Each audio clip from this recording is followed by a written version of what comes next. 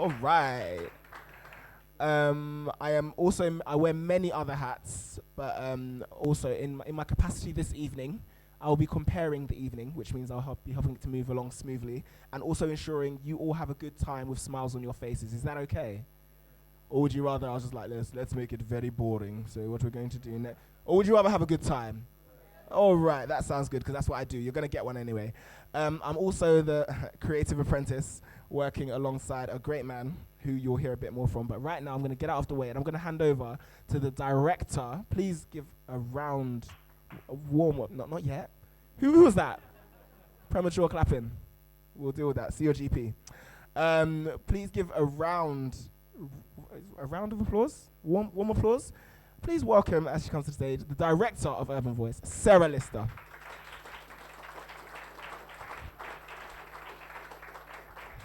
Thank you, Eke. How's everybody doing? I get here and you all get serious on me. Okay, I don't do serious, right? My name is Sarah, as you've heard. I'm Sarah with an E. I spell my name very differently. I'm the director of Urban Voice, and I would like to welcome you all. I've spoken to probably most of you, but there's still quite a few people that I haven't spoken to, and we'll probably connect during the breaks. Basically, I've been with Urban Voice now over 12 months, and I have seen the heart that Tony has for young people and has had for a very long time. And that's how I teamed up with him to become the director. I will invite him, and he will be able to tell you a bit more.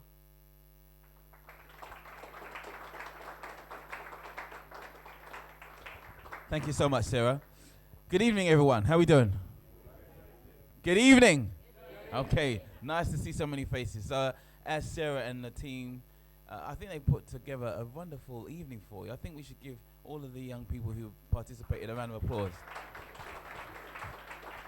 So what's this evening about? So it started a few years ago when the riots took place, and I found myself having a conversation with a gentleman sitting on stage here, Paul Martin, the CEO of Wandsworth Council, and he was a bit surprised that the riots had taken place, and I was like, well, I could have told you, from what I was hearing on the streets, it was coming. And so we kind of struck up a conversation. I realized that he was different to many of the CEOs that I'd come across in Wandsworth, that he really had a heart and wanted to support the aspirations of young people. And so this is how we set up a forum where we wanted to give young people the opportunity to air and ensure that Paul was able to know what young people were thinking and feeling, so that he could take that information back to HQ and see what they could do about it. So tonight is a continuation of that, whereby we have some young people from the school is... Represent yourself. Yeah, I mean, what school is it? Okay, be proud. That's where you go. Say like you mean it. And other young people from within the borough of Wandsworth. And so tonight, this evening, this part of the evening is an opportunity for us, whether you're a young person or an adult, to really have an opportunity to be privileged to hear the hearts and minds of young people in terms of the things that they are concerned about. And I think that's something that we all should pay particular interest into. Do you not think? Yeah? So, okay, without any further ado, I'm going to hand you back to your host for the evening, and let's see what questions unfold. Thank you so much. Another round of applause for the man, Mr. Tony Biola. Got so much respect for this guy. Okay, just a little bit of housekeeping. Some of you will have already known. The lavatory facilities are outside. So if you need any assistance, there are a number of our Urban Voice delegates around to help you with that. Also, in the event of a fire, don't come to me because I'll be out the door. I'm joking. You've got fire exits here. If you go towards there, please do not use the lifts. It's common sense, but my mum always says, common sense is not common. So in the event of a fire, which we're not expecting a fire, are we? No. And there will not be a fire drill, so if you hear the bell go off, it's real. Make your way towards one of these fire exits, like the man is always like this. He's just perpetually running, but he never gets anywhere. Isn't that a metaphor? Anyway, sorry, I'm getting carried away. All right, so you know what we're here for. This is Youth Get Real Talk, the Youth Summit. I'm really excited to be here, as maybe you can tell. But it gives me great pleasure to invite to the stage a man who I know as what I call a real entrepreneur, a guy who took his passion and just ran with it and has come to a point where he is now in a position where he is employing other people. That's pretty impressive, right? Pretty impressive. He is now working with some of London's elite, Roman Abramovich, to name but a few. Am I lying? I'm not even lying. That real, and I'm a Chelsea fan as well, so that's a big deal to me. That's a big deal. But please put your hands together as we welcome to the stage Mr. Barry Cotte.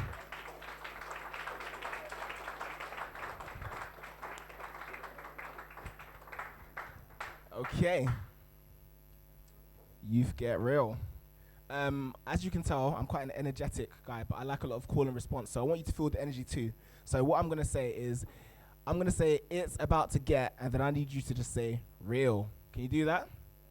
All right, so it's about to get real. Oh, that's amazing. Did you hear? That was good, right? That's pretty good. Cool. All right, so moving swiftly on. See what I did there? Swiftly as opposed to swiftly. But the funny thing is, when you do things like that, you don't make spelling mistakes. So people like bath. It's not a bath, it's a bath. But if you say bath, you might put an R in it. If you say bath, B-A-T-H, bath. See that? Free advice. Take it. But yeah, moving on. This is a young lady. She is someone who is very impressive to me. She is not the kind of person that will necessarily be all in your face, but she's got a kind of quiet authority about her, which for me, I find that very, very, I would say alluring, but then some people get the wrong, like, oh, he's allured by her. Oh my days, oh my gosh, oh my God. No, it's not that kind of thing, but there's something attractive about it. So I want you to put your hands together for Maria Olunloyo.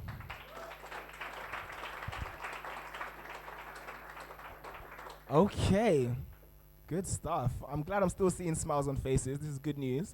It would be remiss of me to continue beyond this point without giving an official welcome to Mr. Paul Martin. If you could put your hands together, please.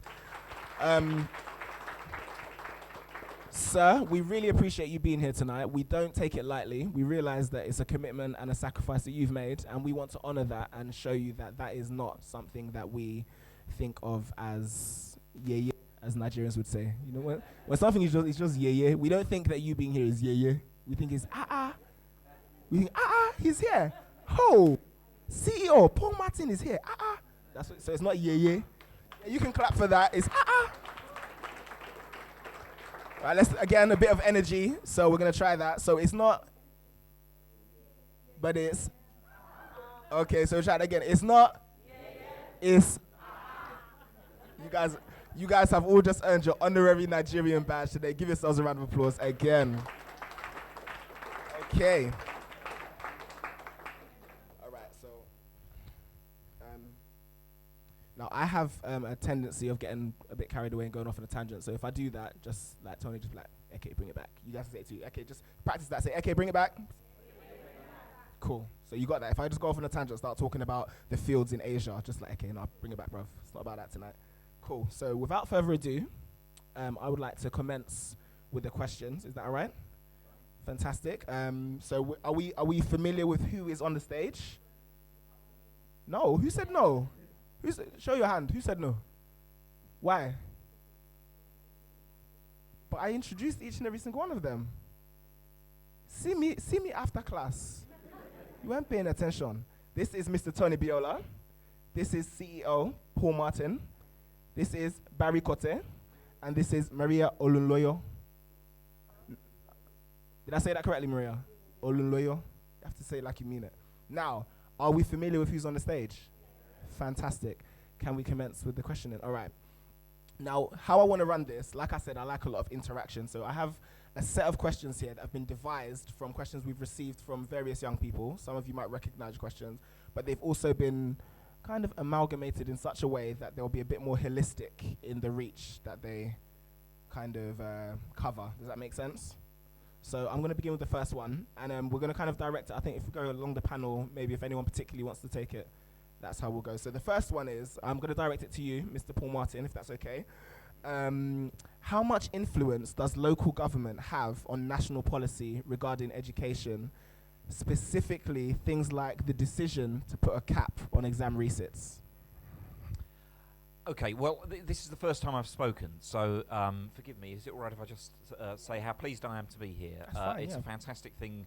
I'm grateful to Tony for inviting me. You've heard my name is Paul Martin. I'm the Chief Executive at Wandsworth Council, and you've been kind enough to say that you're pleased that I came along. I'm very pleased to be invited, and I don't get as much opportunity as I'd like to meet with young people, and Tony has been tremendously generous to me over the last few years that we've known each other, and he's absolutely correct in saying that the first time we met, I think, was at a public meeting that I organised after the riots outside Clapham Junction, if anyone remembers that time, in August 2011. How could you forget? And we held an inquiry in Wandsworth about kind of why that happened and what was going on, and what how can we make how can we stop that happening again, and what were people thinking and feeling. That was what we were doing in the sort of summer of 2011, and that's how I met Tony, and been involved in Get Real since then. So that's been our history. I know you've got some questions. The thing that I'm most interested in, really, if I can, before I come to the question, Please do. I'll come to the question to answer the question. But the thing I'm most interested in, and I think the most powerful philosophy that I know, is your life is your own. Is having control over your own life and your own destiny. And for some people, that's a straightforward thing. But for others, maybe some people need a bit of help with it and need a bit of support to work out what that means. And I'm really interested, and have been since the riots, in aspiration. I don't know if we'll have a chance to talk about that, but I'm very interested in what can the council do, what can we do as a community to help aspiration and to help people get on with their lives and make the most of their talents and abilities and move on and up in the world. And that's my passion, and understanding what it is that we can do to help that, and what might hold people back. So these are the things I'm most interested in, really. That they're the things I want to do while I'm working in this job in Wandsworth. So that's a sort of a long preamble. Forgive me. Fine, that's perfect. And then the answer to the question, I can't even remember the question. I'll just repeat it, shall I? That's fine by me. How much influence does local government have on national policy regarding education, specifically the decision to put a cap on exam resits? Okay, well, the truth is very little, Right. is the truth. Now, this has changed over a period of time that I've been working in councils, in local government. It used to be the case that that councils had much more control over the curriculum and what was taught in schools, and things like a cap on resits, those specific things. But really now that's determined nationally by government. By anybody heard of Michael Gove? Does that mean anything to you? Yes. Ah, amazing. Oh, there yes. we are. I don't know whether you'd cheer or boo, or I don't know. But Neither. it is Mr. Gove and his department that determines these things. And then school governing bodies tend to be very independent now. So the schools themselves, the head teachers and the governing bodies, they will interpret the policy locally. And the council's job is much more to support that process. So the answer, briefly, is those are not activities that we control. Wonderful. I mean, that's quite concise, quite clear. No? Yes, no? Can I just add to that? Please I mean, do. You've all seen Paul's passion for supporting young people and their aspirations, and so you can see why we connected. But I'd also just like to kind of qualify why Barry and Maria are here. You see, I have come to discover some time ago through my own experience how it is very true that young people do need some sense of direction in terms of being able to find what it is that you're passionate about that can take you to success. Now, Barry is a young man that I've known for a very long time, to the point that he had his idea for his business from the age of about 10. Is that right? So from the age of 10, he had a sense of what he wanted to do. Now, 16 years later, not only has he been able to take that, and bearing in mind, with no resources, he's actually now in business doing what he has visualized. Are you with me? And through my journey with working with young people over the last 20 years, I've seen that time and time and time and time again. And it's the reason why I'm passionate, because I recognize that the truth of the matter is, in my opinion, I think that a lot of adults are missing the trick in terms of the talents, the gifts, and the abilities that you young people have, and we just don't know how to help you to manifest that. So Maria is also someone who has been working with Urban Voice for quite some time. She went on the GPS program, and she's also running her own business. So I just wanted to help you understand why they're sitting in front of you, being able to share their experiences. Is that okay? That's fantastic. And since you touched on GPS, that stands for Grow Personal Success. Now I'm going to ask you to give maybe like a 30-second tidbit on what that's about before we move on to the next question, because I think it's important that we understand that. Okay, so I've been working with young people for 20 years, working at how to help young people just really tap into their talents and their gifts and abilities. And I've been very fortunate and blessed to be able to do that. And Grow Personal Success is my best way of being able to put together pretty much 30 years of experiences and discoveries, because fortunately for me, when I was a teenager going down a very dark road, I met someone who became my mentor and showed me a completely different way of being.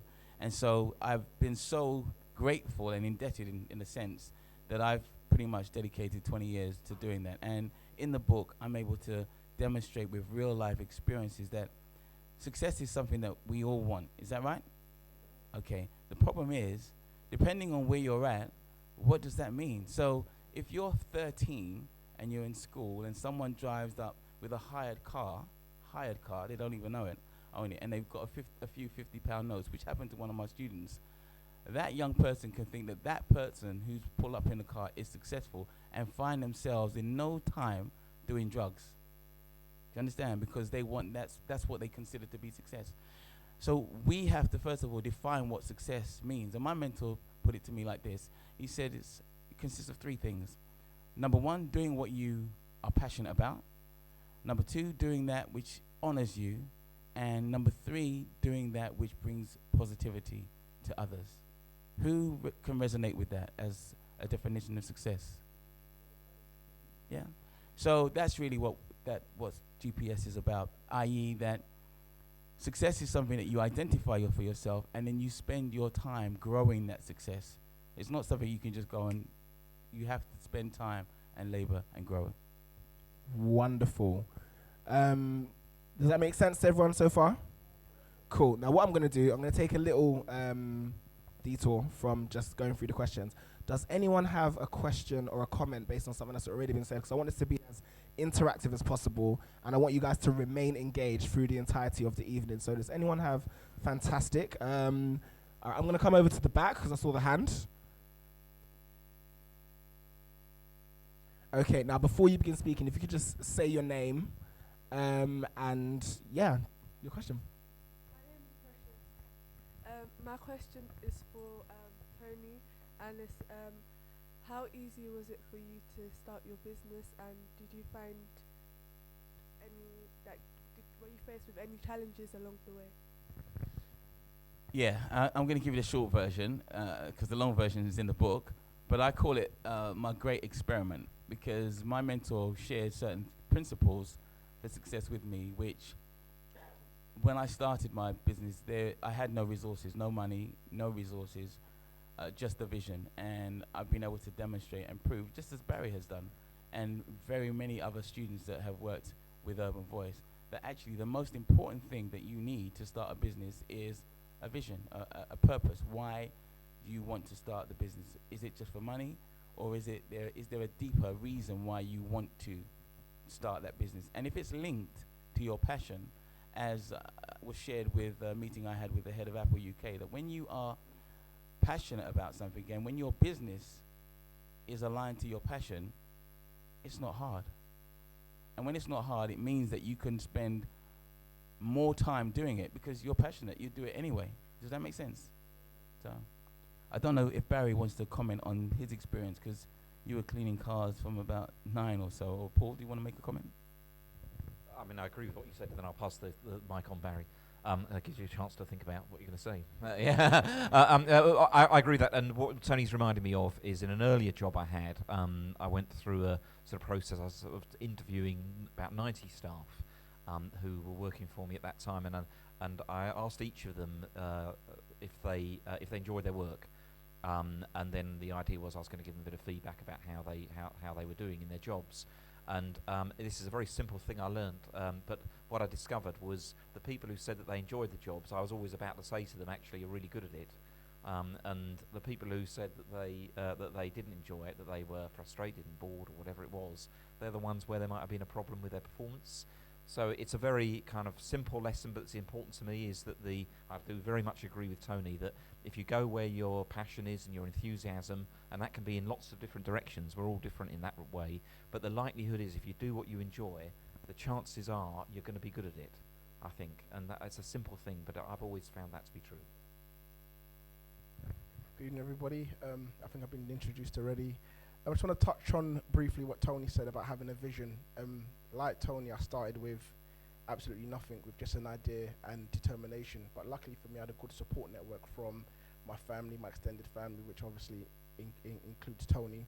And a lot of odds were against me. And on paper, sometimes I do sit down and I think to myself, for what I've achieved, for what I put in, it's extremely shocking to me sometimes as well, because I literally started the business with $12.99 from Vistaprint and a shirt from Primark, and I literally just went up to different estate agents and people's doors.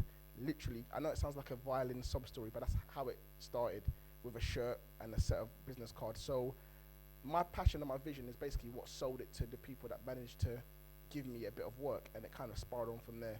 And to add to that, I love Mondays. Whenever I see on a lot of social networks, people are excited that it's Friday, upset that it's Monday. But there's nothing better to me to get up on a Monday morning and go out and outreach to the people that have basically made me where I am today and give back to my customers. And, you know, there's no better buzz than receiving money for something I enjoy doing. So.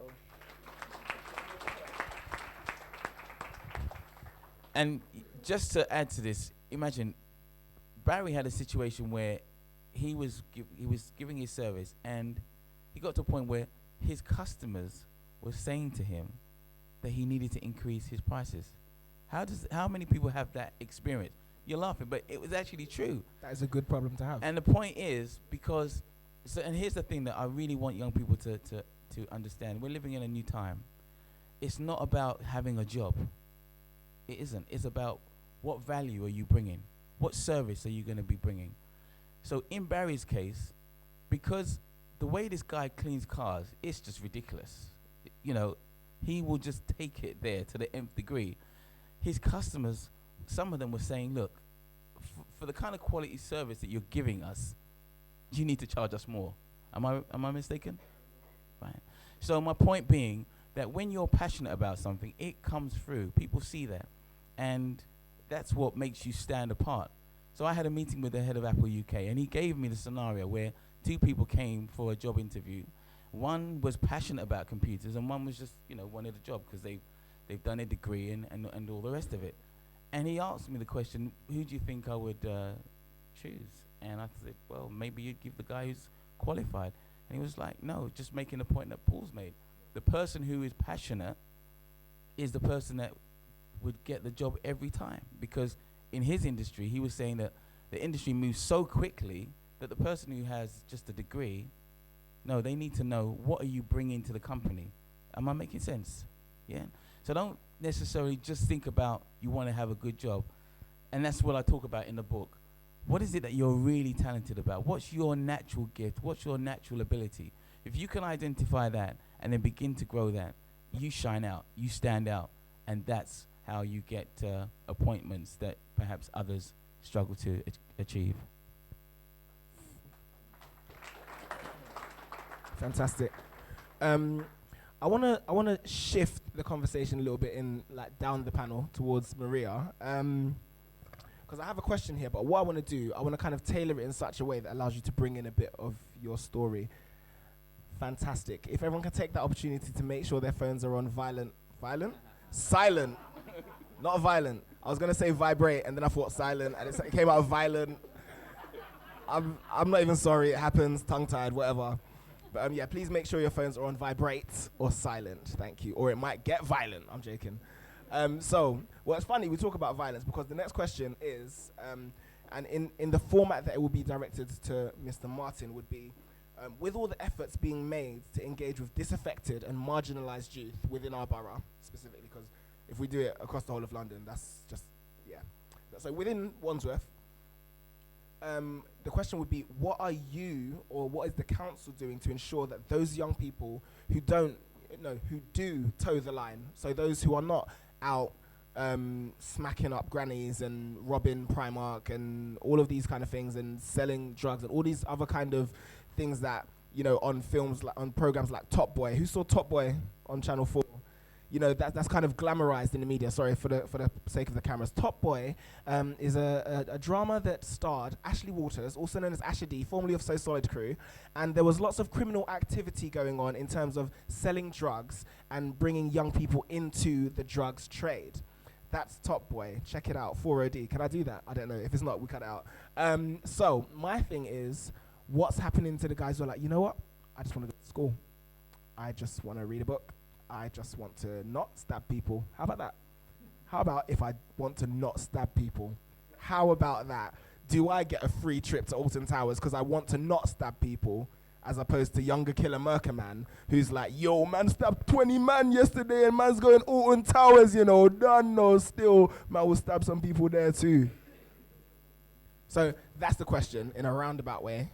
But before I come to you, Mr. Martin, I would like to come down to quiet authority down over here, Miss Maria. Now, Maria, it's a little bit from my knowledge of you, but also a little bit of presumption. I'm going to assume that you've never stabbed anyone. Is that correct? Very correct. Can we get a round of applause for not stabbing? Here at Urban Voice UK, we believe in not stabbing. Don't do it. No, don't. Put the knives down. Don't stab. So, Maria, can you tell us a little bit about your background, your story, and how you've come to, a little bit about M&O therapy, because I would like to hear it from you, if that's okay. Yeah, no, that's fine. I have always been interested, or I've always liked people, very much a people person, and I always liked science. So for me, when I was picking my subjects, I was thinking along the lines of medicine, but I then discovered physiotherapy because of a family went to a physiotherapist, and I thought that could be a career for me. I saw that they were working with sports people. I also was quite sporty, so I went and done my degree in sports. In physiotherapy, I should say.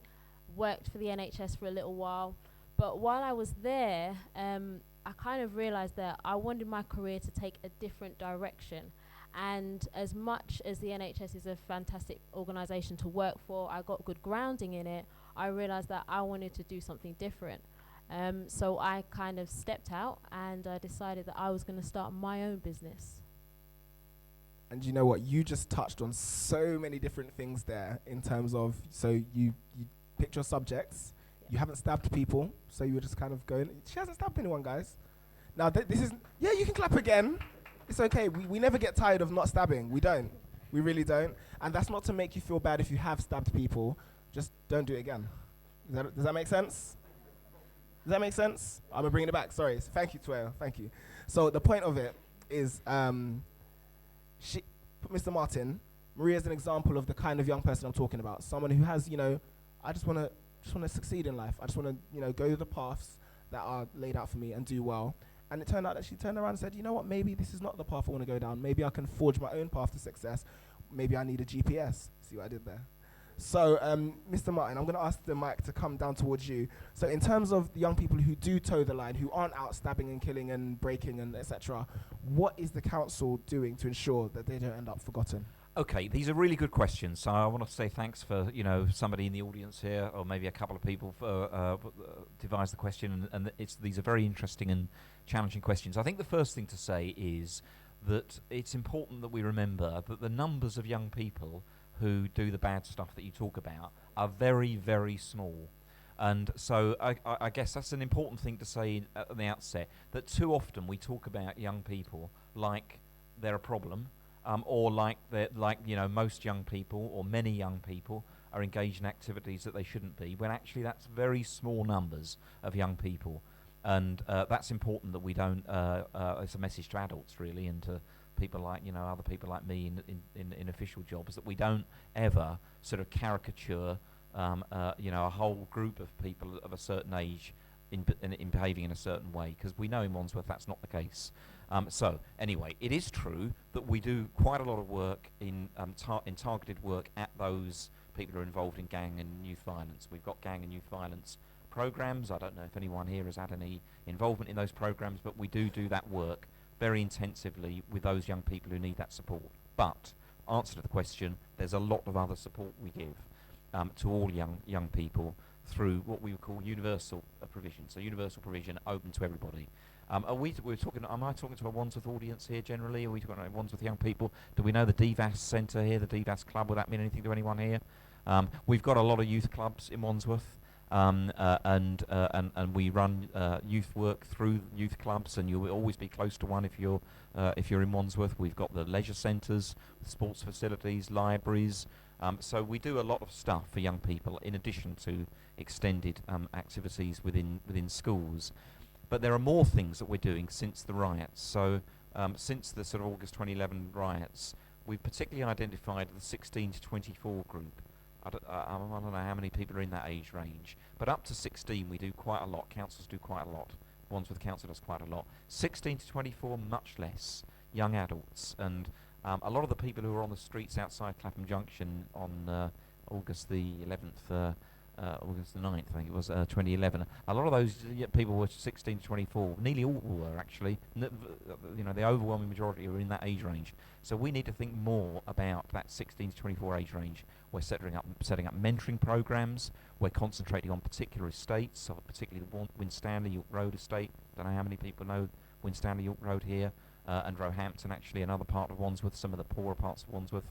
So the short answer is I think we've got a good offer, universal offer to all young people. It's not just about those involved in criminality, it's for everyone. But we particularly want to work with young people on getting their skills to the right point, helping them develop the things you're talking about today, about how do I go about finding a job or creating a job, Tony's point, creating a job for myself. How do we support those people? How do we develop their skills? So we're setting up a program on Lavender Hill, based on Lavender Hill, called Job Match, which is a group of staff that are based there, whose job it is to identify job seekers, but also to identify the jobs that are available and to start matching the two together. So saying, when we know that a job is coming up, well, what are the skills that are needed, and then helping that young person get to the point where they've got the skills to get the job. So that's an increasing area of work that we're developing, and we're rolling that out currently. Yeah, fantastic, thank you. Not going to waste any time. I'm going to go straight into the next question. I'm going to direct it to you, Tony. Do you think it's important for schools and colleges to have rich and diverse extracurricular programs? Yes, I do. But I also think that adults within the community also need to take responsibility and set things up for additional programs for young people. So, for example, one of the things I'd love to do is to set up a chess club. I think every young person should play chess, because I know, having been an avid chess player from a young age, that it helps you see things differently. And I did an experiment. My mentor said to me once, he said, don't just raise kids, empower children. And so I did an experiment, and I thought, let me just try to do something real odd. And so I decided that I was going to try and get my son to play chess, because I love playing chess, and I know that it helps you to, one of the things it does is to help you think problems through before you have to experience them. Does that make sense? Yeah? So it's really useful. Did the experiment, and I was amazed. Within 3 to 6 months, this young man was playing chess. But that wasn't the crazy part. Guess how old he was? That's right. My boy was 3 years of age playing chess. Now, that taught me a major lesson. And that lesson it taught me was that most parents don't understand how talented their children really are. And if we could actually challenge ourselves, our belief systems, where we said, if it was left to me, I would have said, not going to play chess until you're 9. But the ability was there. It's us that we need to challenge it. So in answer to that, I'm saying that anything that you're really passionate about as an adult, add it to the school curriculum. You know, you be the person to to make those suggestions and step forward and do something. I'd say one thing about that as well. I mean, I think it does come back to passion. I think that the things that I remember most from when I was a kid is the things that I learned for myself. So I think taking responsibility for your learning. So you might read into your question a little bit that it might sound a bit like it's up to the school, the institution to do something. And maybe it is, but it's up to you as an individual, I think, to take control as well. So I'll give you this example. This is how I learn anyway. I'd learned to play the piano when I was a kid. And I was taught different by my piano teacher. I couldn't play any of that stuff except for one piece. If there was a piano here, I'll play it now. There's only one piece I can play, and that was the piece I taught myself. It's the only thing I can remember, but it's because I taught it myself. So, everything else I forgot, but I just remember what I taught myself. And I think there's something about how you learn, that you learn more when you're personally motivated, when it's not somebody telling you something, but it's coming from within. So I think, I think what Tony's saying is coming from within, taking some responsibility. It's important. Awesome. Yeah, you can hand it to Barry. I'm going to direct the next question towards Adja. Anyway, just want something on that?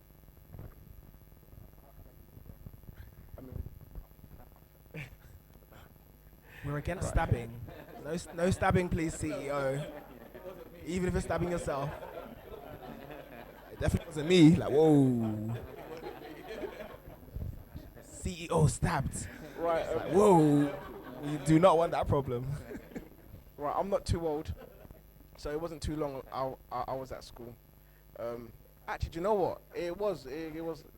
I'm in denial. I still feel like I'm 16. But thinking about some of the skills we were taught in school, thinking of how it compares to later. Well, when you're at school, there's a lot of things which, when you finish and when you are in the real world, you think, do you know what that actually was used for? At the time, you think, I don't understand how science, I don't understand how history. But what school and education does, it does give you a form of order. Up to this point in my life where I'm nearly getting towards 30, I still call weekdays school nights. I say I can't go out, it's a school night, because that order which that order which I had from school.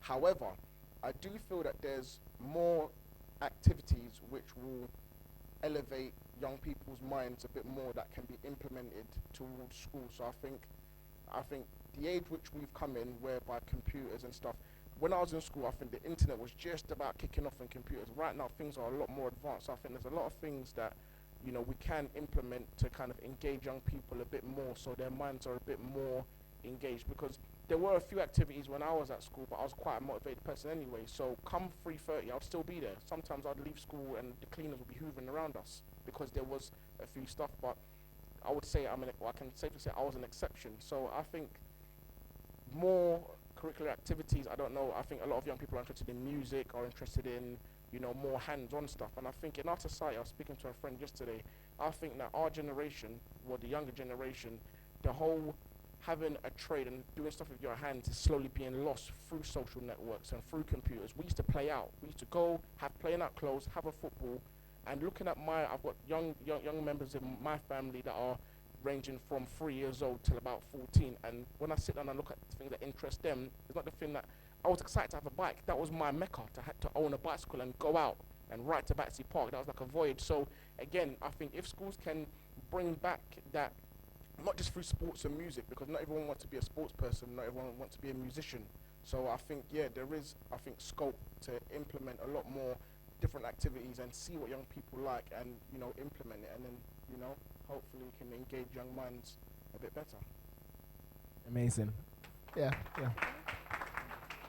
I think one of the things you just said there, I'm not gonna put it out there, but there's a program that Tony runs, and it's about discovering aptitude. I won't say any more than that, because if you want to get involved, there's information available to do that. But that whole thing of discovering aptitude. So I'm going to move on swiftly here. Before I do, are there any questions from the audience before I go to the next question? Is there anyone? Do I see a hand? Do I see one? Going once, going twice. Next question. So I'm going to direct this towards you, Barry, if that's okay. You just spoke a lot about being very motivated as a young person and staying in school until after 3:30, and to the point the cleaners are cleaning around you and stuff like that. How do you think that kind of motivation kind of helped you to stay out of trouble and not get involved in some of the kind of safety issues that a lot of our young people are involved in today? What that did for me is that I was able to see, I saw that a lot of the issues surrounding, well, my generation when I was growing up was the fact that there was no, I basically saw it like this. A lot of my friends or associates, as I can call them, you know, to them, they didn't see the need for education and the need to be engaged in something. Lucky for me, very early on, I saw that this is the only way out. It's a short-term fix to be able to hang out in a chicken shop and then save up and buy the latest Nike trainers and have the tracksuit and have the hat and be cool. But I always was aware that that was a very short-term fix. So the way it helped me is that I saw that I don't mind staying after school, because my teacher, he promised me that if you do finish this, you will get a job and you will do something good. So I hung on to that hope that if I carry on doing this, all that's happening out there is not really. So luckily, I just began to have a love for just doing the right thing, and it just kind of. And to be honest with you as well, there's always something in me that I've always wanted to be very different. So if all of you lot are doing badness, I want to be I don't want to be the snitch. I'm still cool. Don't get it twisted. I'm still cool. But at the same time as well, I want to be the one that's done something a bit different. So therefore, that's kind of how I've basically. Wonderful. I think they'll refer to you as an outlier. Mr. Martin, would you like to wade in on that, or Maria, Tony? Would you like to wade in on that? I think I've always been quite blessed, and the friends and the family that I've had around me as well, they've kind of helped me. And I was like Barry, I was cool, I was down and everything, and I had friends who were kind of going the wrong ways, and I could see some of the lives that they were living. So I was at a stage where I could make a choice. I could go that way or the other way. But with my family and also some of the teachers we had, they kind of sort of said to me, you know, if I knuckle down, I can go on and do well. And so I've just been able to do that, really. Sounds good.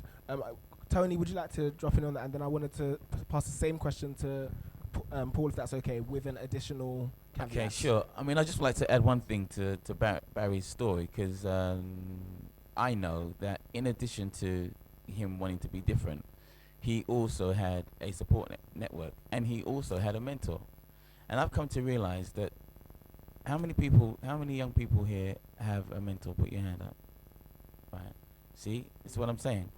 You guys don't even realize how smart and how ahead of the game you are. In that, it's taken me years. So I've had my relationship with my mentor for 30 years, and it's only in the last 10 years that I've actually understood what was going on all those years ago. Like, how dumb is that? But it made me realize the importance of having a mentor. You know, when we look at the Olympic Games that happened recently, every single person that came to participate was the best from wherever they were in the world, right? Yes? And what did they, each and every one of them shared one common thing.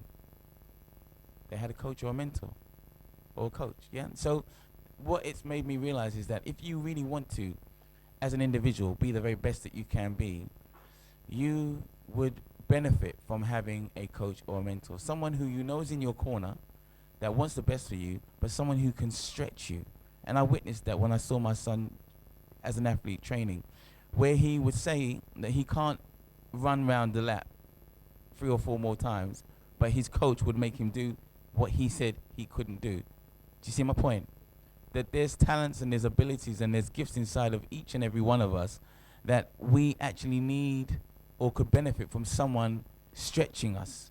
And then you'll be surprised at what you can achieve. So good on you for those of you who have got a mentor or a coach. And for those of you who haven't, make it a priority that you find someone that's in your corner that can support you in that way. Fantastic. Thank you. I don't know if there's anything that you wanted to add to what's been said on that as well, and then there's a caveat that I wanted to add, if that's okay. I mean, I think it's all been said. The only thing I'd add is, in the council, one of the things we've done in the last few years is to set up a mentoring program, and you know about that, Tony, because you took a look at it, didn't you? So we set up a mentoring program where we're funding mentors and for young people in the Winstanley York Road area. You know, so that's an experiment for us. It's a new thing that we've done to set up one-to-one mentoring. Hoping that that's going to help those young people involved get a better outcome. So we're very committed to doing that. And I think that what runs underneath the conversation, really, that you've heard, is the importance of character and of attitude.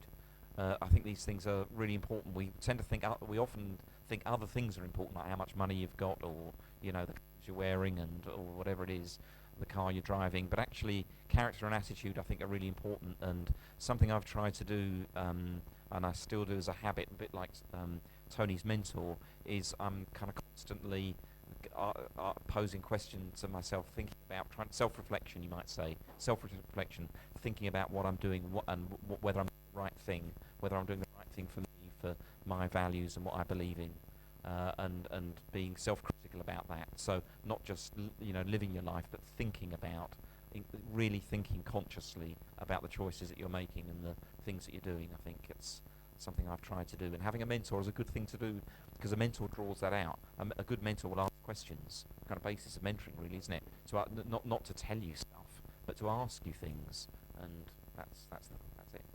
What I want to do, I want to swap these mics because that one's kind of cutting out. But is that right? Because this one's so you guys can be heard. Because I'm not talking that much. Maybe I'll start talking. It will cut out. I'll be like, okay, maybe I should stop. So you just kind of answered a bit of the question that I was going to ask you, but with a bit more specificity, can you mention what's happening with regards to young people and the relationship with the police in the borough? Because the question was, what initiatives are you aware of that are addressing the issues of youth safety? And I think from all of you, there's been that element of, well, young people being driven, young people having a purpose and a focus kind of removes you from that kind of mix. But then in terms of the actual relationship with the police, is there anything going on with the council? Are there things happening that are trying to make that happen? Is there anybody from the police here? I don't know. I mean, they often do turn up at events like this. I don't know. Is there a policeman in the room? No, apparently not. Well, I mean, what would interest me really is to know what you think on this. So so I think the risk is I'm going to start telling you what's going on, but I might just hit the mark wrong. Because what do you think are the issues in relationships with the police? Yeah, I like that. Hands for people who've got something they would like to put into the mix. Twilio. Hello. A situation which happened with myself actually. I was driving to uni. Actually, I had an exam, so driving there, I was just thinking about my exam itself, and I got pulled over, which happens. So that was fine. What actually happened was, I know my rights, so I know the procedure when I get stopped by the policeman, what I'm allowed to ask, what information I have to give, and so on. I asked him for his name, he didn't give it to me. I asked him for the reason he stopped me, he didn't give it to me. Bearing in mind, I'm still thinking about the exam that I need to get to, so I need proof of being stopped, because I'm going to be late for my exam. And he refused to give me the form. And went to the exam now. I missed the exam. Went to the police station afterwards, and nobody wanted to help. So I kind of got left. Basically, I tried to speak to somebody, explain the situation. I asked him for his name, the police number, the reason he stopped me, what station he works at. I got nothing. Luckily, I recorded what happened, so I showed my uni. So the exam was fine. That was cool. But in terms of the police, because I don't have a problem with the police as such. But when things like that happen, I'm trying to do the right thing. I go to the police station afterwards. Literally, all I got was call 101 and make a complaint. That was about it. Can I say just a bit of a response to this, because you prompted a thought in my mind, so I'm going to make you an offer to anyone here. We're setting up at the moment in Wandsworth it's going to be called, I think, a Safer Neighbourhood Board, which is a board of different people and representatives to hold the police to account locally, to work with the police, for the borough commander and his team to come along and be guided by that group about what it's like in policing Wandsworth, what the priorities should be, what the problems are, to guide policing. And what we've said in Wandsworth in setting this up is we want a representative from young people on that board. Okay, so that's the kind of what the council's thing is we don't want it just to be people like me. We want kind of some young people as well. But we don't know what the processes are to try to find that young person. So we haven't worked that out. How are we going to find that individual? So I need an individual, maybe more than one. It could be a few people, and we could rotate it so you come to different meetings. But this is going to be an important meeting a regular process, and one where the chief of police in Wandsworth, the borough commander, will be coming along and will be guided by that group. So we're looking for somebody who's, or maybe a group of you, who've got, really want to get involved in that. And I give you my word, if there's interest there, then you're going to be sitting on this new board. Yeah, that's worth a round of applause. It is. So, you see, this is why I like doing these Get Real, because it's a great opportunity. So, I know the story that Toya just shared, because he shared it with me. He was very upset, and it just so happens I said, well, you know what, Paul's gonna come, so we're gonna have an opportunity to answer your question or hear your concern, and I think we've got a solution, because believe it or not, he's actually from the borough. So you could if and it's the thing is, is that a paid job? You got a job. All it requires, and he's thinking, he's like, I didn't expect that. Like, oh man. But that's how easy it is. Do you know what I mean? If you're solution focused, that's how easy it is. And then you find that you're in a position now, okay, now how much do you care? How much do you care? Do you now care that much that you're going to say, you know what, I don't want another young person to go through this. So it might be slightly inconvenient for me, but I'm going to make that commitment. And I'm saying that because really I want to say thank you to everybody that's come here this evening. I know many of you have come for my book launch, but if you know me and know what I'm about, I'm going to put this in front of you because it's about young people. I want that to be addressed first, because I know each and every one of us, if we make a decision, a commitment to say, okay, you've taken time out this evening and I thank you so much for that, but what else can you do? It only takes one person to make a profound difference. And so this is your opportunity. What is going to be your opportunity? I hope that by the time we leave here this evening, everyone's inspired to think, what can I do? And make that commitment, make that pledge to yourself. Because in the book I write about this, and I call it the secret law of giving. And it's a principle that my mentor shared with me, and I still haven't been able to work it out. But what I do know is this: when you genuinely, sincerely have an interest of somebody else at heart and you work towards that, something happens and you just get blessed. Simple as. And as I say, if I've started with no money 20 years plus ago, working and wanting to support young people, 20 years later, Urban Voice is still running, and I ain't poor. I don't look poor. Everything is nice. It tells you something. It works. And I just want to encourage everyone, don't take my word for it. Prove it for yourself. Yeah, fantastic. All right, because, yes, would you? Oh, yeah, go for it. Go for it. Do you know what? Sometimes I've always been taught, if a chord strikes in you, man, speak up. If you, Paul Martin, generally, and this scheme is really for the benefit of young people, 100% in front of all of these people and the cameras, I'm in. I'm in. Come on. We've got a hand back there as well. Is there anyone? Can we just have hands? What an amazing, all right. What an amazing response. Awesome. Can I just say how to get hold of me? Something maybe I should say, because sometimes how would you get hold of me? Tony knows how to get hold of me. How do you get hold of me? Email me. Yeah, email me. So it's as easy as that. pmartin@wandsworth.gov.uk. I always read my emails, every day. So I might sometimes take a day or two to respond, maybe, but I'll always get back to you. So. Well, that is fantastic. We said what I'm gonna do. We said we had a hand in the back. We had a hand over here as well. And I know you from SFX College. Hey, Precious. Yeah, no, definitely. Yeah, no, this is Precious. This is the girl that asked the question before, and gentleman over here. We'll just get your name quickly. All right, so we're gonna do some teamwork. It's like a relay. I'm gonna give this to you. You're gonna pass it down. Put it at him. You're gonna say his name. Then we pass it back. Does that make sense? Pass the microphone to him. Okay.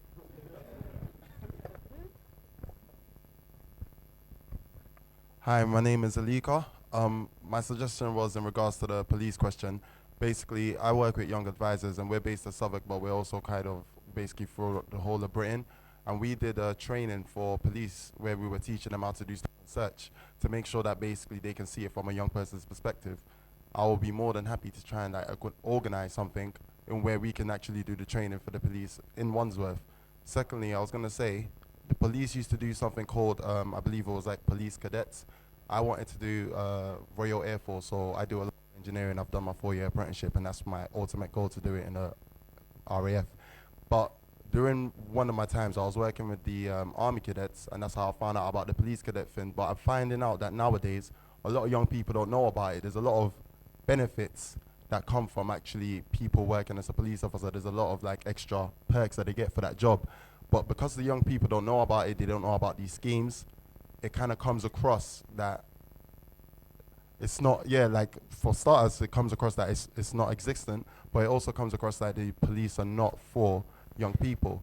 So maybe even if it's a thing where they publicize that more, or they also do training. The last thing I was gonna say is, I realized when they say your attitude determines your attitude. If police are given a little bit extra training to see themselves as respectable in the community, rather than what they're doing at the moment, where they immediately, what some of them are doing at the moment, but I've seen it on Channel 4, on Sky News, they actually some of their heads are publicly speaking out about how we are the biggest gangs and these type of mentalities. It's like they automatically come out thinking we are against you, rather than coming out thinking, actually, we're here to help you too. Okay. Can I say something about that just very quickly? I mean, you've made an offer, which is fantastic, and it's so important now that we record this, that, I get your names and the offers you're making, because otherwise it's going to disappear into the air. So you're recording it. So it's so important that we to do the follow-up. Now, we've got a new, the borough commander is the police chief in Wandsworth, and a new guy, his name, I've not met him myself yet, he starts the 4th of March, and his name's Richard Smith. These are the things I know. I've not met him yet. Richard Smith. He's joining us from something called Operation Trident. Does that mean anything, just out of interest? Have you? Yeah, people have heard of Operation Trident. That's, as I understand it, it's the gang and youth violence project. So, a program in the Met Police. So he's coming from there to be the boss of Wandsworth Borough. We talked on the phone, and when somebody starts a new job, you've got that passion and vision. I'm sure that Richard Smith has got it. You want to make a difference. Of course you do. You want to make your mark. It's the first time he's been a borough commander. He'll want to make his mark in Wandsworth. I know he will, and I'm just certain that he'll want to take up the kind of offers that you're making, because he wants Wandsworth to be safe, but he needs to bring you with him. So yeah. Well, this is absolutely, round of applause. This is absolutely amazing, because what has just happened is the discussion that's taken place has segued so beautifully into the next question, which is, and I want everyone to kind of get involved in his personal experiences. Do you feel that there is enough communication between the various borough councils, Southwark, Wandsworth, different borough councils, to ensure that good practice and collaborative ventures are moving fluidly in the best interest of all the young people in London? Okay, I think that's probably a question directed at me. And as I understand it, what the question is, anybody know how many boroughs there are in London? Anyone got a... Oh, God, that's amazing. 33, a hole in one. Yeah. That's correct. So Wandsworth is one of a large number, and the question is, do we work together? Well, we try to, is the answer. And, because I've got an unusual job, I see a lot of the chief executives in the other boroughs. So I think if you name any borough in London, I'll know the chief executive. Southwark is Eleanor Kelly. Is my colleague Eleanor Kelly there. So I tend to know the people in the other boroughs, and we try and work together. So we try and do it, but we probably don't do it enough. So my guess is that the person who asked the question doesn't see that, or we're not doing it enough. It's not working in some way. So we need that feedback. We try and work together, but we maybe don't get it right. No. That's you know what? That's why this is called Youth Get Real, because we appreciate you being that real with us, that honest, and we like to believe and like to think that this can be the start of something historic across all 33 boroughs. I love the number 33, by the way. It's my favourite number. So I'm really happy to learn that there's 33 boroughs in London. It's my town. Did anyone else want to wade in on that? It's all right if you don't, because I think that was quite concise. No, it's cool. Wonderful. All right. Now, moving on to the next question. Did anyone in the audience, or I don't want to call you an audience because it's like we're doing this together. You're not just spectating. So I'll think of a different word. Did anyone have something they wanted to say? Yes. I will start here with my friend Matthew Black at the front. Mr. Black? I just want to say, you mentioned about cadets. There's a lot of really fantastic youth organisations, both formal and informal, all across, the UK and around the world. Scouting is the biggest youth organisation in the world. Air Cadets, Army, Naval. The people that I've met in Air Cadets and things, I've enormous respect for them. They're so well disciplined, all that kind of stuff. But all of these organisations try to provide really good demonstrations of what good values are like, what a good upstanding citizen might look like, a little bit of discipline. They're not for everybody, but they're for a lot of people, and they're really available. I mean, Air Cadets do a lot of recruiting. They just don't have a huge budget. It's quite an expensive program. There's probably 40 times as many Scouts, Girl Guides as there are Air or Navy or Sea Cadets. So maybe they're an alternate version if you can direct people towards. They're all great organisations. Yeah. Fantastic. Yep, round of applause. I'm at the back, yes.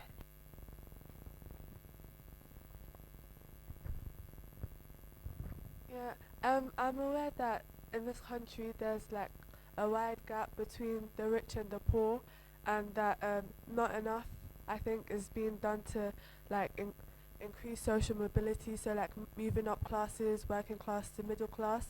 So I just wondering like what is being done to like increase access to opportunities for young people.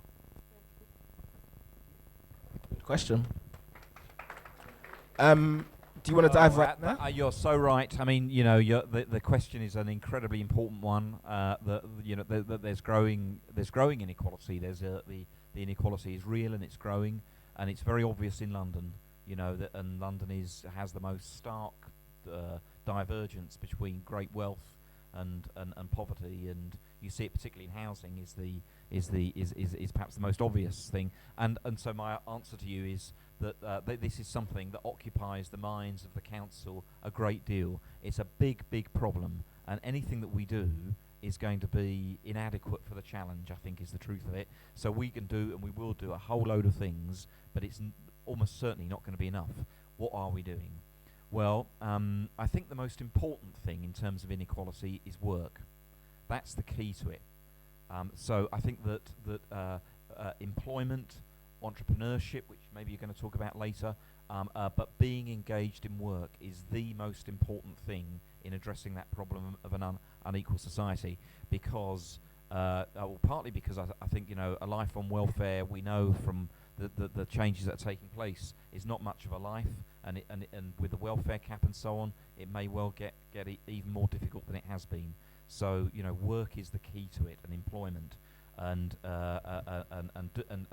we need to do everything we can, practical things, childcare support, helping train and develop people, mentoring people into work, helping them understand get the habit of work, maybe creating work for themselves as entrepreneurs, small businesses, the sort of thing that you've done. This is absolutely at the centre of tackling inequality. It's not the only thing, but it's a really important thing. You haven't got much time, so I'm going to just mention one other thing, which is housing.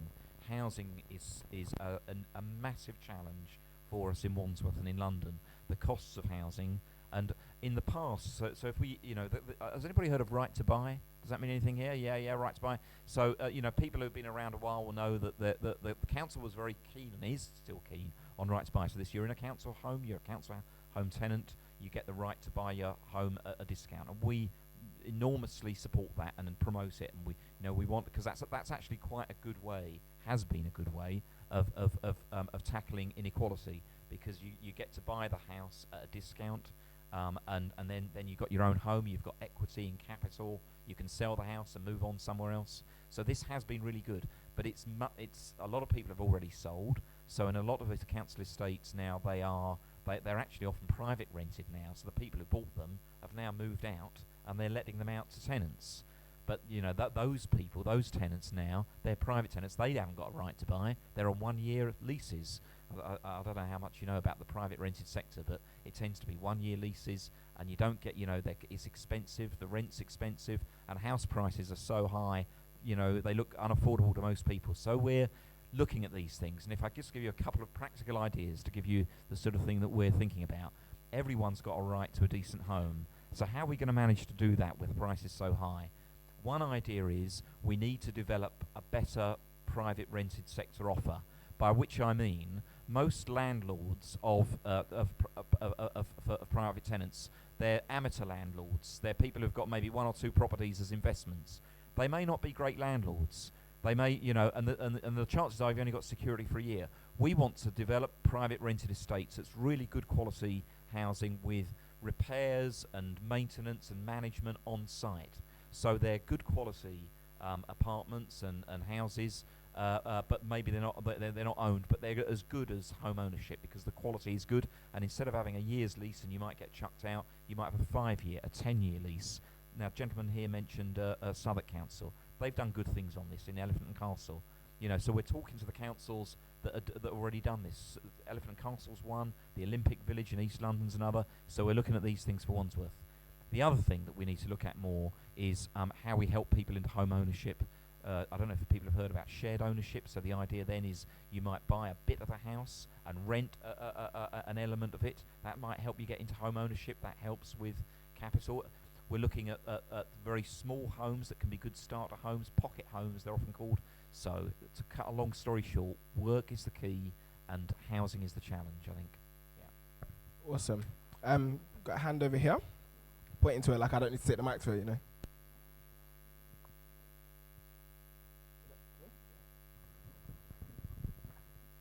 Hello. I think I wanted to go back to the topic of the education, and I think the main cause of inequality is actually information or the lack of it. And it occurred to me as I started to work in schools last year that there isn't enough information about African history, and that I think that actually affects the sense of self and identity of people from African descent. And also the lack of jobs and opportunities still persistent in the education system for people of African descent. And I just think if I am a child and I'm just going to school and just learning a Eurocentric perspective of the world, it might just affect my motivation to actually go out there and succeed. And I would like to know how you could help. Can I address that? Great question. Great question. Now, as someone who is born of parent of African descent, yes, can you tell? So I can understand and I can relate to where you're coming from. But here's the interesting thing. So I talk about this in my book, in that, so my dad came from Nigeria and, raised us as the best as he could, and it was great. But my mentor gave me a completely different perspective in terms of, it's not about so much, your culture is important, but who you are, discovering who you are, culture, background, heritage, all of those things are important. It's only when you begin to investigate and explore that, then you can really open up yourself to true potential and possibilities. And so I come back to what I'm sharing in the book, Grow Personal Success, that having researched for 20, 30 years, I believe that the whole way that we're looking at success is just back to front. In that, I was having a conversation with a millionaire, multi-millionaire a couple of weeks ago, and he said to me, it's all BS. And I'm like, what do you mean? He said, what's the point of becoming a multi-millionaire and then you lose your wife and your children in the pursuit of that? You see my point? Yeah? So if we're just pursuing money, then because we want to be socially mobile, we want to get up that ladder, that's what we want to have, the car, we want to have the house, we want to have all of those things, then, maybe we should be questioning, what is success? How do we define it for ourselves? And that's really what I'm trying to put across, this new way of thinking, this new way of looking at what is success for you. Define it for yourself in a way that it's not just monetary, but you're also concerned about your social well-being, your health, your state of mind, because these are all things that you need. If you have loads of money in the bank, but your health is poor, or your state of mind is poor, then are you really successful? These are the things that I'd like us to start to think about. And where young people are concerned, this is a great time. So in the book, I also talk about the fact that, as you're hearing, The council are looking at finding new ways to solve problems. I didn't say it.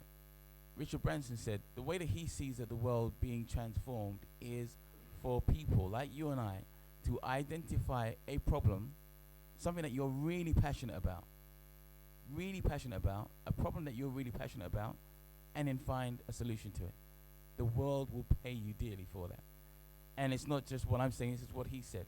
And just to prove it, when you go home, I love the internet because we can now prove things. So if someone says something to you, think, what's he saying? You can check it out for yourself. I came across a guy called Tiny Trump. When you go home, look this guy up. Tiny Trump was a millionaire by the age of 7. Right. So, exactly. The point I'm making is that the world has changed. Last year I was having a conversation with a local HSBC bank manager, and he was telling me about a problem that he had. And I was like, what was the problem? He said, well, we were looking at this young guy's account. He was about 14, and he had something like 60, 70,000 pounds in his bank account. So they're thinking, what's that about? You know, obviously, what do you think? Drugs and all that kind of stuff. When they investigated, what did they find? This young guy has identified what he's passionate about. And what is he passionate about? Making apps.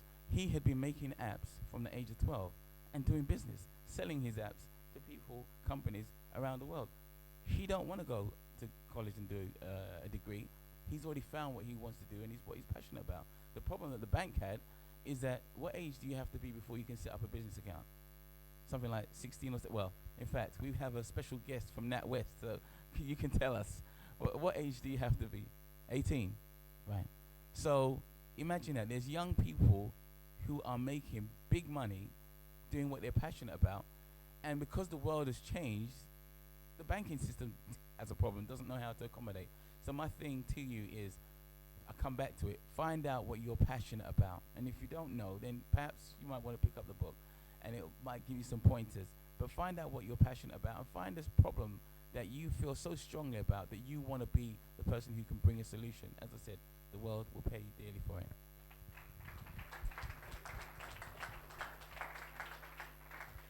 Well, I want to answer your question as directly, but in my own way, because it's a challenging question you asked, and so I feel that you've challenged me, and I want to sort of tell you what. No, well, you've asked me a question. You've No, it's a good challenge. Challenge is good. Yeah. That is what I want. Not in a negative way. Okay. It's like, because this, that is what I want. guys, That it's is what I about to want. get So real. this is what I want. So it could be no better. There's no better compliment than that. What I mean is, it's not an easy question, and we're not doing enough. And I think you're right to raise the point. What I'd like to answer it in relation to the services the council provides.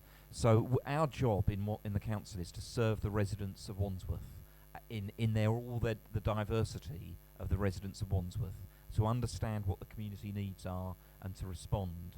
And we can only do that if we've got an insight into community needs. And we don't have a sufficient insight into community needs, and we're too slow in responding. Let me give a particular example. I hope you won't mind me giving this example. There's been a lot of talk in the press this week about FGM. I don't know how many people are familiar with what I'm talking about. You familiar with what I'm talking about here?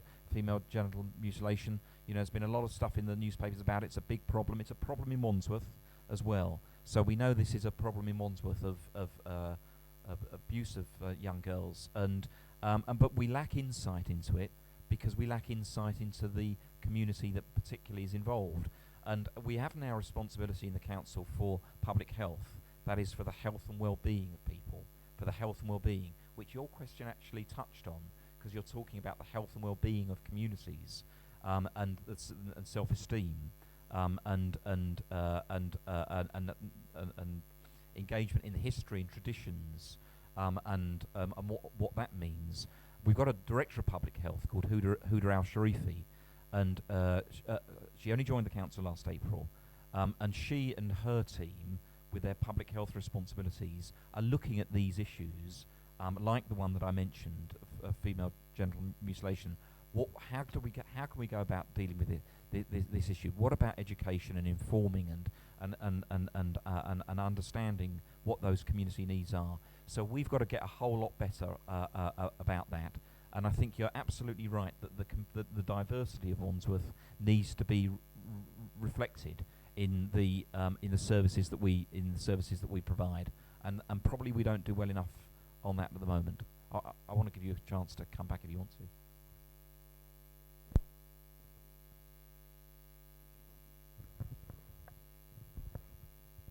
When I meant,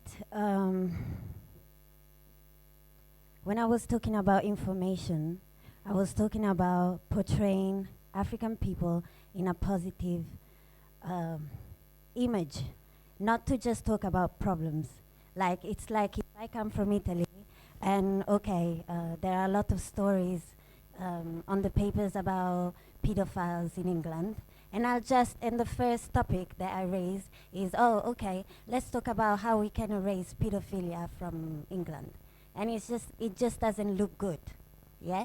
And it's just, this has been going on for very long, and it's the equivalent of bullying. And it has to stop. So I would like to know, what are you doing to help portray a better image of African people and other ethnic minorities in schools in Wandsworth? Thank you. And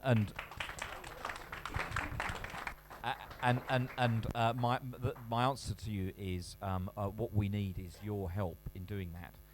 We clearly are not doing it well enough at the moment, and you know that from your experience. I think you're absolutely right in saying that it is about it's about engagement, and it's about dealing with making sure there's a positive sense of the history and traditions and culture. I think that's exactly right, and we need your help. We can't do it on our own. We need your help to do that.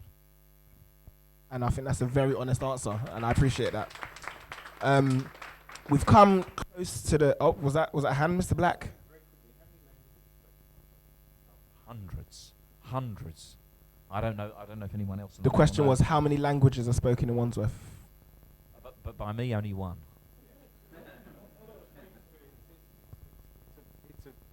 All I was trying to portray there is it's a multicultural society we live in, and the problems are multi-sided. There's no simple solution, and I respect that the council's got a very big challenge in their hand. So if they're doing something that's great, but it's not an easy solution, and it's a solution that everybody needs to work together to make it happen. May I say, I think one of the really important things you said was that we mustn't define it as a problem. I thought that was kind of inherent in your question, so I think I'll take that away. I think I'm going to come to one last question before we kind of move on to the next part of the evening. I'll just go into the question because I don't want to get told to bring it back. Okay, so the question is, what happened to EMA? Anyone remember EMA? You guys remember EMA? Educational Maintenance Allowances. I never really got EMA, even though people in my year group got it. I didn't qualify for one reason or another. Okay. But so I mean, did you guys benefit from EMA at all? I didn't get it. You didn't get it? No. Okay, Maria, EMA. Okay, could you tell us a bit about EMA? How did that? What benefit was that to your life in helping you get to the place that you're at now? Well, it was a little bit like an allowance, if I remember rightly, of a certain amount a week. Yeah, £30 a week. Yeah, that they pay to you. Don't be late.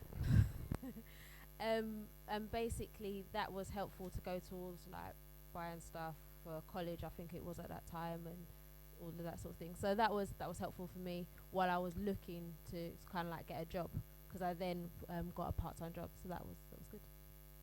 Fantastic. Now Barry, me and you, because I didn't get EMA either. Like, I don't know why. My mom was on income support. Why didn't I get an EMA? My sister got EMA. How come I didn't get it? What does that even mean? A couple of years later.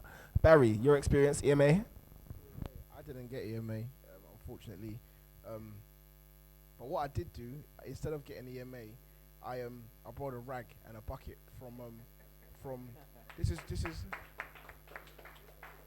on obviously from Monday to Friday I was going to school. So on a Saturday I set up an informal car wash outside of my mum's house. So I used our house hoover and a few of the bits from inside of the house, and I managed to get the £30-40 a week myself on the Saturday. So you did. Yeah. Okay. So let me get this straight. So while other people were doing EMA, you were busy doing MA. Ah, you see what I did there? You see what I did there? I do that. I do that. I do that. Yeah, that's fantastic, and it's great because that's not what you're doing now. Tony, did you want to jump on? I was hoping he was going to share that story with you because it really just highlights one thing. When my kids were young, and I remember I got a lot of flack from a lot of parents. When it came to the school holidays, my kids were like, "Oh, Dad, we want to go to the park," and I'm like, "Okay, cool. Come to the office, do a few hours. I'll pay you some money, and then you can go and spend your money." The point is, so they, from as early as 8, that's what they were doing in my office. So, because what I wanted to give them was a sense of you can do something. You can do something. You're hearing about Tiny Trump. The world is different. Young people need to know. You need to understand about money. I'm not trying to say that you must go get money and it's all about money. No, I'm saying completely the opposite. But let's be real. We're talking about get real talk, right? Money has its place. How many people have financial literacy being to them in school? That's actually part B of the question. Well, Should I say part B and you go into I'm it? psychic as well. You're so psychic. yeah. Okay, see. Hands up. How many young people are being taught financial literacy in school? No one. Right. So check this. So imagine if I put a chessboard in front of you and said, "Let's play the game of chess," but I don't teach you the rules. How are you going to win?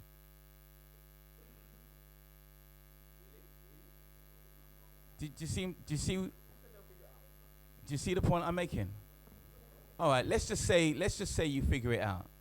But the point I'm making is, wouldn't it be far easier for me to teach you or show you how to play the game, then you can play the game to win?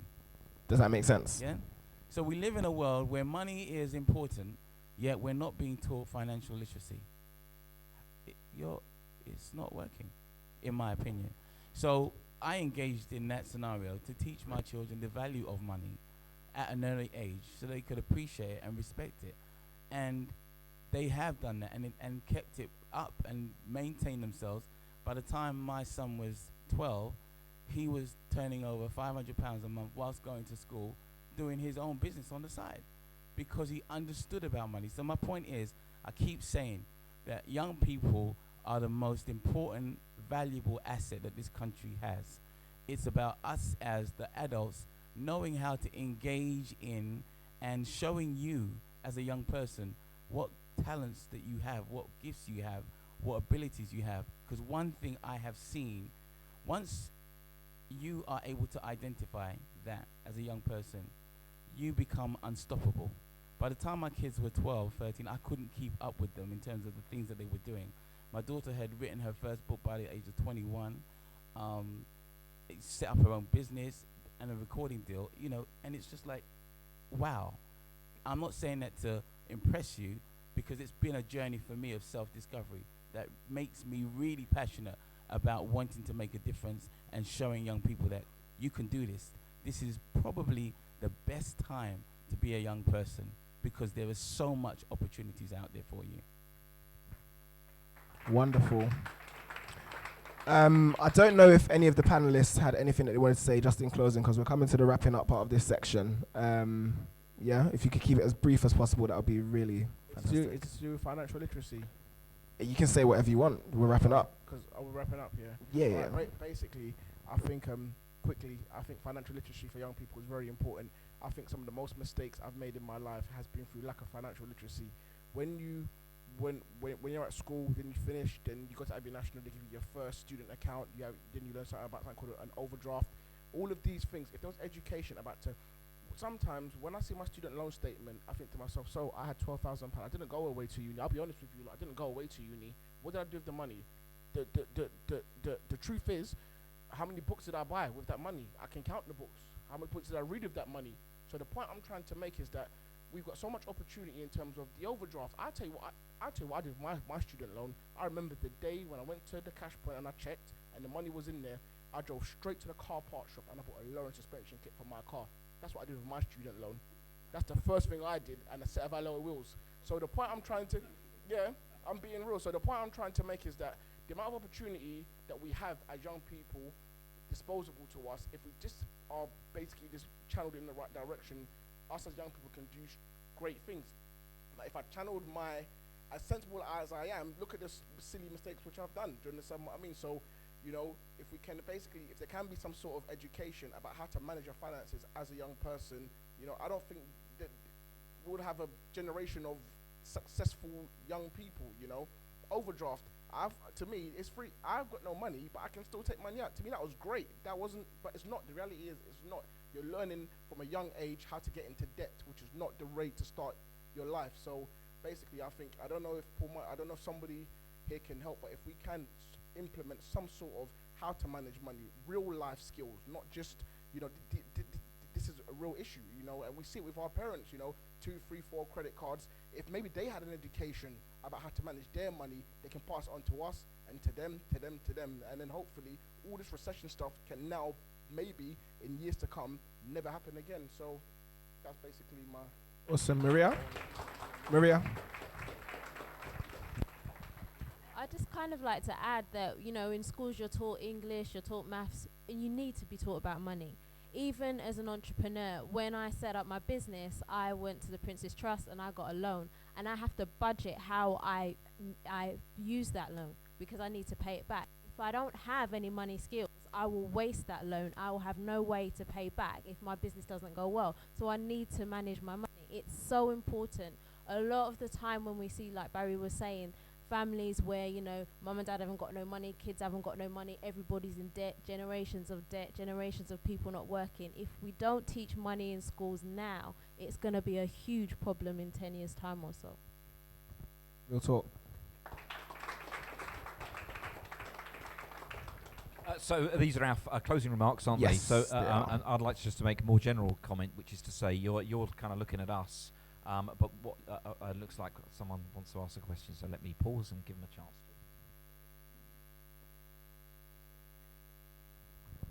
to. Sorry if it seems like I'm asking too many questions. Like, I'm just really interested in politics. So, yeah, it's not really a question. It's just a contribution. Yeah, I believe that a lot more should be done to help young people from single-parent households. And yeah, like I study sociology, and I found out that like white working-class boys and like other ethnic minorities are underachieving in education, and one reason for that is because of the lack of positive male role models. Thank you. Yeah, and like in education, there's a lot of female teachers, female teachers moving to high positions like deputy head, head teacher, but boys don't really have like a good role models, and there's not like a lot of male teachers and things. And I think that like young people from single parent households like need more support. And yeah, sometimes it's not easy, like when there's one parent's not there financially, emotionally, and I think yeah, because of that, that's why some people make the wrong decisions, like going into gangs and maybe like getting unwanted pregnancies. Yeah, I think it's good to have people there to support you and give you good advice. Yeah. Can I just comment on that? Yeah. If I may just comment on that, and it looks like George is going to say something. Yeah. After you. Okay, so my comment is to say I want to say something positive, because it's and the positive thing is the London schools. It used to be the case. If you came back 20 years ago, London schools were about some of the worst in the country. London schools are the best schools in the country now. They are the best schools in the country. That is, and Wandsworth is pretty much the best of London. So the schools here are doing well. And do you know where the areas that are struggling the most with schools now? If you look at the latest data, the parts of the country that are struggling the most are the ones that are least diverse. The Isle of Wight, okay? The Isle of Wight. Don't know how many people have been to the Isle of Wight. The Isle of Wight has some of the worst education outcomes in the country. It's actually the places that are least diverse that are falling behind the rest. Really interesting thing for London. So what the figures show is that London, incredibly diverse, cosmopolitan London, is doing better than anywhere else, and I think we should be really proud of that and the success that our young people and schools are having. And I say that not detracting for a minute from what you said which is about the help that single-parent families need. We've established something in the council. I'm not saying it's the whole answer, but we've established an amazing program called the Family Recovery Project. I'm not sure whether people have come across it. If you're a sociology student, you might even want to come and have a look at it, and I'd welcome you with open arms if you wanted to come and have a look at the project and maybe even do a dissertation or something. I don't know, do a bit of research, because we're so interested in the evaluation of this project. And what the Family Project does is to work with families struggling, but before they've lost.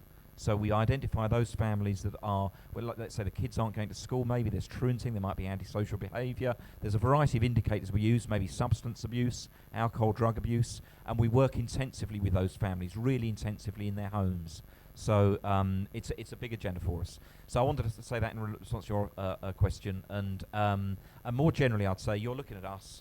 Behind us here is this amazing city that we're privileged to live in London, and I think that my closing remark is to say, you know, I think Tony's right, how lucky we are to be living in London for all of the problems and challenges we face. You know, I think it's the greatest place on earth, and so I think it's important for us to, you know, always remember the great luck I think we have and fortune to be living here. And then the challenge, and the reason I wanted to come this evening and have enjoyed it so much, is about spending more time with each other.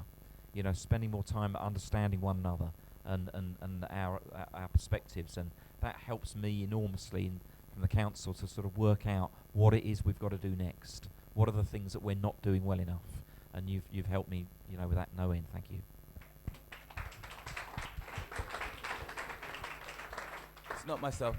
As I said, we have a special guest, senior director from NatWest Bank, who's taken time out to come here, and he just wants to say a few words. So can we permit him? Yes. Can I just say the bit about finance? You're spot on, right? We have a program. So if somebody from one of the schools wants to grab me, when we finish, I'll take your details and I'll sort it. Thanks, Abe. Could I quickly come back on the young lady's point about lack of male role models? I think it's a very relevant point. Firstly, though, not to beat around the bush, Dad, my name's George Turner. I run a charity working with young offenders. The first point is dads need to step up, and they need to take some responsibility. And we as a society, we need to start looking at how we define masculinity, because lots of the boys that I work with, their definition of masculinity is not the appropriate definition, and that's the problem that we've got going on. The other thing is getting relevant role models. Lots of the people that we're working with, lots of the young people we work with, the boys end up having positive role models, and they want to do what we do. So they all want to be youth workers, but they can't all be youth workers. So we need to get other mentors coming in from other walks of life so that they can aspire to be something else, which is why we've linked up with places like Deutsche Bank, where we get bankers coming in, being role models there. And that's what I think that's what needs to happen. It needs to be not just youth workers and people like that and teachers who are role models, but we need to bring other role models in from other areas in society.